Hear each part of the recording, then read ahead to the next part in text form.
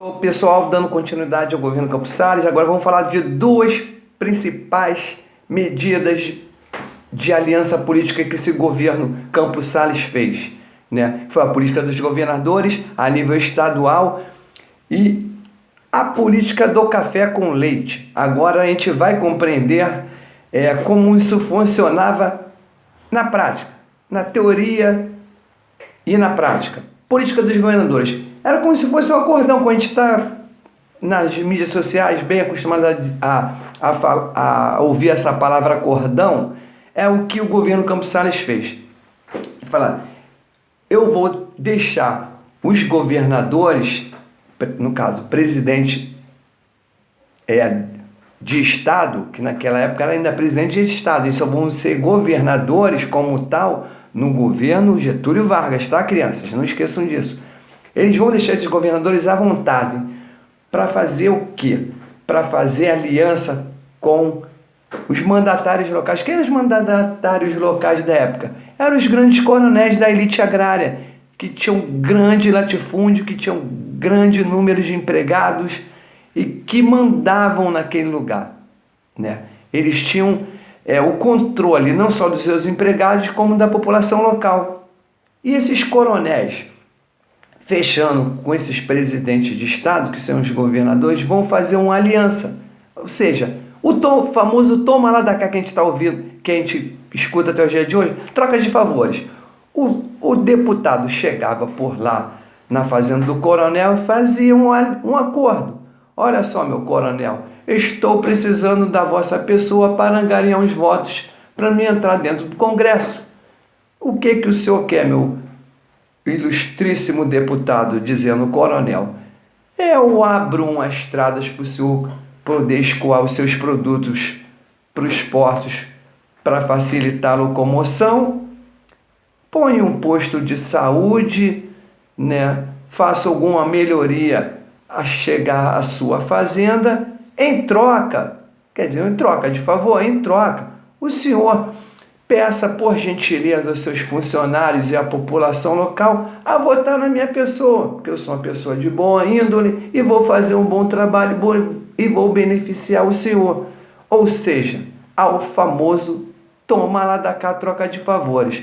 E com isso, como amarrar isso? O voto é aberto, galera. Não tinha como dizer que o funcionário do coronel ia votar em outro candidato, a não ser aquele que ele indicou, porque o voto era aberto. E existia naquela época umas fichinhas, uns envelopezinhos. O envelope amarelo é o candidato do coronel. Ai daquele funcionário ou daquele vizinho local querendo dar uma despertar e votar em outro, que se votasse em outro para ver o que ia acontecer com ele. Se fosse empregado, perderia o emprego. E se fosse da população local, seria ameaçado de morte. Por quê? Porque esses coronéis, nada mais nada menos, colocavam seus capangas para ir nas sessões eleitorais para ver se aquele cara ia realmente votar nele, no candidato dele. E contratava até alguns capoeiros, alguns lutadores de capoeira da época, prestavam serviço para esses coronéis, ficavam nas bocas das urnas, fazendo a famosa panfletagem e induzindo aquelas pessoas que moravam próximo à proximidade do coronel, votassem no candidato dele. Se você não votasse, você estava totalmente encrencado. É o famoso voto de cabresto. Voto de cabresto, aquele cabresto é um equipamento que a pessoa coloca num animal doméstico e prende a ele para que ele olhe só para frente e que ele não questione. Se ele questionar, você aperta aquela coleira e ele faz o processo de enforcamento, deixando a pessoa sufocada. E era assim que funcionava o voto de cabresto, através das ameaças dos capangas e dos capoeiras que prestavam serviço para esses coronéis, para que o candidato dele fosse eleito e ele conseguisse os seus favores, sendo as suas benesses. Olha só que legal, né? E na República, e no âmbito federal, o governo Campos Salles fez o quê? A República Café com Leite. O que é esse café com leite? Porque café produzia... São Paulo produzia muito café e Minas Gerais até hoje leite, queijo e derivados? Não, nem tão assim, porque em algum momento da nossa história, Minas Gerais chegou a produzir tanta quantidade de café que sobrepôs o estado de São Paulo. Então isso foi descoberto há pouco tempo. A historiografia descobriu que em algum momento Minas Gerais superou a produção de café de São Paulo. Mas enfim, como funcionava isso no âmbito federal do governo Campos Salles? A fraude direto dentro desse sistema eleitoral. Se hoje já, imagine naquela época, né? A fraude era institucional, galera.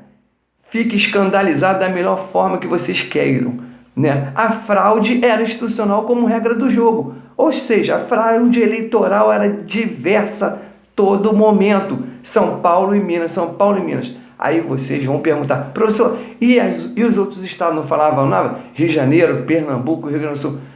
Eles até gritavam, mas quando chegava o governo federal lá, que dava alguns incentivos fiscais ou redução dos impostos, eles ficavam caladinhos, ficavam de boa e não se manifestavam. Então, para vocês perceberem como a fraude eleitoral era a regra do jogo, dentro das próprias instituições do governo federal, dentro dos prédios do governo federal institucionalizado, eram feitas fraudes para beneficiar os candidatos do governo. Parece até que é os dias de hoje, né, que usam o gabinete do fake news, a gabinete do ódio, em pleno poder em Brasília, do governo federal. Isso pago com o nosso dinheiro. Olha só como é que as coisas se encaixam. Não é que são iguais. Dentro da historiografia não se falam que as coisas acontecem de forma igual. Esse momento, transição do 19 para o 20, o momento que nós vivemos de hoje, século 21. Ou seja, eles estão dando uma copiada, só que de uma forma mais modernizada, mais tecnológica, né? E é isso. E se o professor, e se outro cara de outra província ganhasse? Ah, meu filho, aí havia uma comissão da verificação dos poderes. Isso mesmo que vocês ouviram, minhas crianças. Comissão da verificação dos poderes, quer dizer, se um senador, algum deputado, algum governador de estado ganhasse a eleição, ela seria repugnada, porque segundo essa comissão de verificação dos poderes, houve fraude nesse local de eleição. Olha só que legal. E é assim que o governo Campos Salles funciona e vai funcionar até os fins de 1902. E depois a gente vai para o nosso governo Venceslau Braz com a guerra da vacina, com aquele governo conturbado de reformas e revoltas. Obrigado, bom dia a todos e até a próxima. Galera, estudem, o Enem talvez seja ano que vem. Fiquem ligados.